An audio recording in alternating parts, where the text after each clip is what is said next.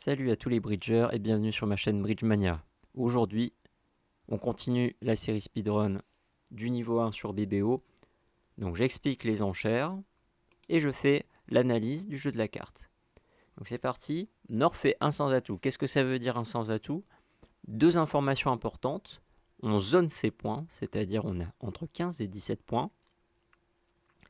Et on a un jeu régulier. Qu'est-ce que c'est un jeu régulier? C'est un jeu qui possède au plus un doubleton. C'est-à-dire les mains 4-4-3-2, 5-3-3-2 et 4-3-3-3. Donc ces trois distributions sont celles qui sont acceptées comme régulières. Après, il est tout à fait possible d'ouvrir des mains à un sans atout avec des mains qui sont semi-régulières, voire peut-être sixième avec une mineure sixième. En tous les cas, ouverture de 1 sans atout par Nord, passe 4 cœurs. Que signifie cette enchère de 4 cœurs? 4 cœurs veut dire, je veux m'arrêter à 4 cœurs. Voilà, je veux un contrat à cœur, j'ai 6 cartes à cœur nécessairement, puisqu'on a imposé une manche dans une majeure. Donc je ne cherche pas plus, je veux une manche à cœur, et je veux que ça soit joué surtout de ma main. Parce que vous savez, dans les conventions d'enchères, vous avez ce qu'on appelle les Texas. Qu'est-ce que c'est un Texas? C'est qu'on va en fait répondre avec la couleur qui est juste avant. Donc là, moi je possède les cœurs. Je vais donc dire 2 carreaux pour que mon partenaire réponde 2 cœurs. Pourquoi est-ce qu'on fait ça? Pour que ça soit le partenaire, celui qui a la main forte, qui joue les cœurs à notre place, pour que comme ça, quand on a des fourchettes, par exemple As-Dame, Roi-Valet, on puisse accueillir l'entame pour augmenter nos chances de réussite. Donc là, on dit 4 cœurs pour dire, voilà, on a envie de jouer la main nous, et pas lui. Et c'est parti, avec l'entame du roi de cœur, roi de pique, pardon. Et c'est parti. Donc là, ici, on commence à compter nos perdantes. On en a une à pique, on en a deux à carreau, ça fait 3, et on a une à trèfle, ça fait 4. Donc par exemple, dans ce jeu, si on fait 2 trèfles pour le roi, en fait, il faut commencer toujours quand vous avez 2 impasses. Là, on a 2 impasses. On a l'impasse avec carreau et l'impasse avec trèfle. Donc là, ici, à chaque fois que vous avez le choix entre 2 impasses, il faut toujours choisir l'impasse qui est la moins menaçante. On va dire que celle-là de trèfle pour le roi de trèfle, c'est l'impasse au chantage. C'est-à-dire, si tu mets ton as, ok, tu fais ton as, mais moi, je fais mon roi après. Donc c'est plutôt, moi, ce que j'appelle l'impasse chantage. Et là, ça, c'est l'impasse menaçante à carreau.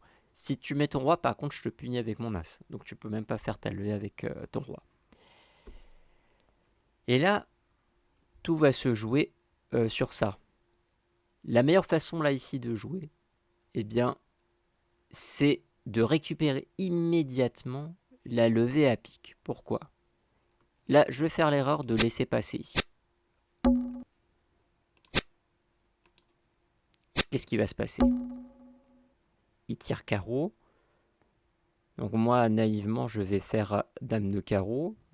Alors, si je fais dame de carreau, eh ben, ça veut dire qu'il va me forcer d'abord à faire l'impasse carreau. Ça n'est pas ce que je veux. Donc, je fais as de carreau.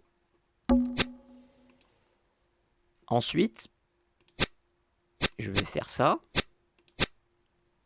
Quitte à aller là, au moins, on va enlever tous les cœurs qui sont présents. Ensuite, je fais l'impasse avec sur le roi de trèfle, enfin sur l'as de trèfle. Là, ici, l'as de trèfle est sorti, donc mon roi de trèfle fait salver, mais le problème, qu'est-ce que c'est? C'est que j'ai plus l'as de carreau pour pouvoir bloquer ma couleur. Vous voyez?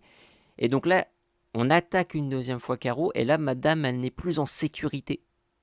Là, si je fais petit, il va continuer de me harceler à carreau.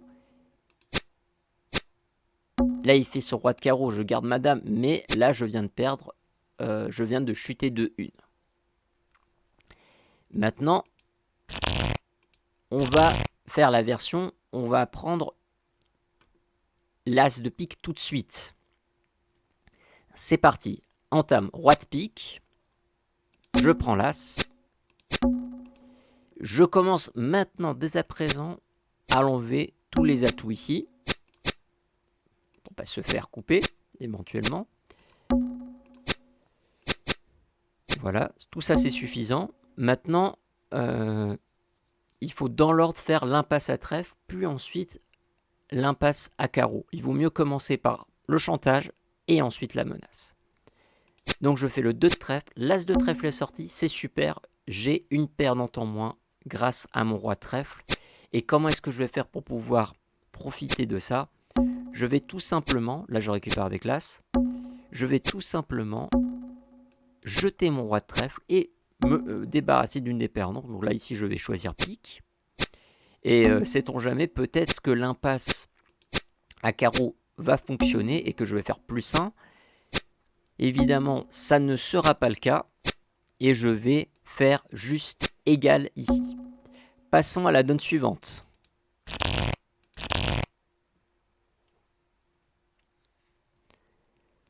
Donc là ici, des enchères qui n'existeraient pas dans le système d'enchères français. Donc un sans atout, ça on l'a vu tout à l'heure. Et 2 cœurs, là ici, dans ce système-là, ça veut dire naturel et faible.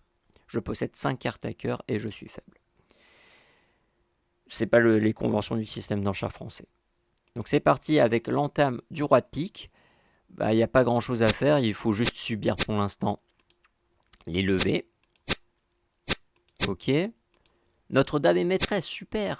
Et ben non, pas si super que ça, parce que là, on se fait couper. Ok. Donc je récupère la main à cœur. Et là, il faut faire super attention à un truc. Là, l'objectif, il est très simple. C'est de couper un trèfle. Là, vous voyez, en fait, on a des honneurs consécutifs, donc on s'en fiche un peu de couper avec le roi ou la dame. Là, notre objectif, puisque là, ici, on a 3 perdantes, 4 avec les carreaux et 5 avec les trèfles. Il ne faut pas en avoir une de plus. Donc, il faudra couper à la fin une carte de trèfle. Donc, on pourrait se dire, je vais faire as de trèfle, trèfle.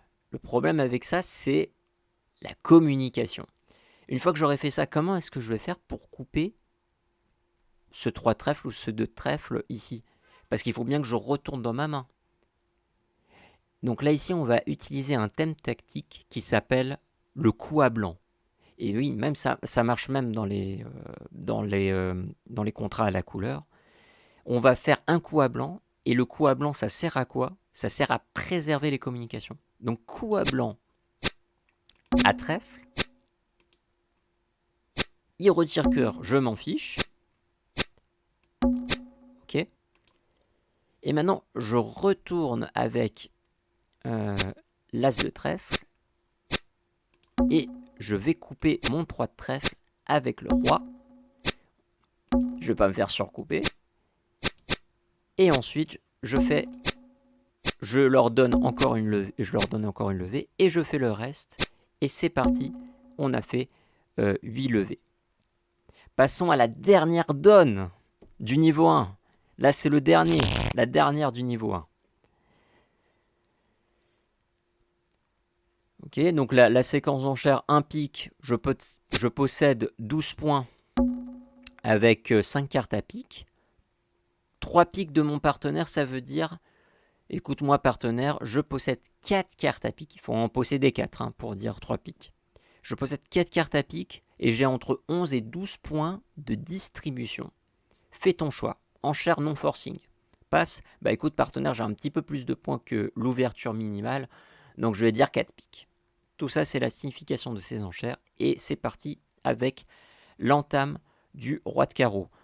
Donc là, ce qui va être intéressant ici, c'est on va compter notre nombre de perdantes. À pique, on peut en perdre une. À cœur, 0 à condition de ne pas se faire couper. À trèfle, on peut en perdre 2 si là c'est mal placé. Donc ça fait 3. Et on va en perdre une à carreau, ça fait 4. Donc il faut qu'il y ait une impasse qui marche. Et on sait qu'une impasse certainement va marcher. Vous savez quelle impasse va marcher? Eh bien, notre valet de carreau là, qui est tout seul, eh ben, il peut faire ce qu'on appelle une extra gagnante. Grâce à lui, je peux faire une extra gagnante en défaussant un trèfle. Donc je n'ai pas besoin de faire autre chose que de me focaliser sur le trèfle. Et là, je vais récupérer avec l'as. Alors pourquoi je sais qu'il a la dame? Parce qu'en général, on ne va pas entamer d'un roi sec. Roi promet de façon générale la dame derrière dans un contrat à la couleur. Donc là, je suis sûr que mon impasse va fonctionner. Et je ne crains pas de me faire attaquer les trèfles. Est-ce que vous savez pourquoi? Parce que le roi de trèfle, si Ouest récupère la main, le roi de trèfle, il est en sécurité. Parce que s'il tire trèfle, mon roi, il sera le dernier à jouer. C'est-à-dire que si Est, il met une petite carte, je mets mon roi. Et si Est met l'as, bah, je vais mettre le petit de trèfle. Je n'ai pas besoin de mettre mon roi. Et donc mon roi va faire sa levée. Donc c'est parti, je fais 2 de carreau. La dame de carreau sort, peu importe. Là, il fait 6 de pique. Alors, qu'est-ce que je fais? Est-ce que je fais un laisser-passer ou bien je vais récupérer avec mon as? Si je fais un laisser-passer en m'imaginant que je vais faire une levée de plus, là, il vaut mieux être sur la précaution ici. Parce que dès qu'il va récupérer Est la main, si jamais il récupère la main avec son roi de pique, qu'est-ce qui va retourner à votre avis? Il va retourner trèfle et là, notre roi, il est en extrême danger puisque c'est Est qui attaque la couleur et c'est pas Ouest. Donc là, ici, je vais récupérer de l'as. Je stoppe l'attaque ici et je vais immédiatement défausser un trèfle. Et maintenant, je continue. Là, on voit la mauvaise surprise. Il y a le roi. Il attaque trèfle et mon roi, il se perd. Mais on a défaussé une carte à trèfle avant, ce qui fait que nous allons pouvoir faire toutes les levées qui restent. J'espère que cette vidéo vous aura plu. Donc on vient de finir toutes les parties de niveau 1 sur BBO. J'espère que cette vidéo vous aura plu. N'hésitez pas à vous abonner pour me soutenir. Et moi je vous dis à une prochaine fois et bon bridge.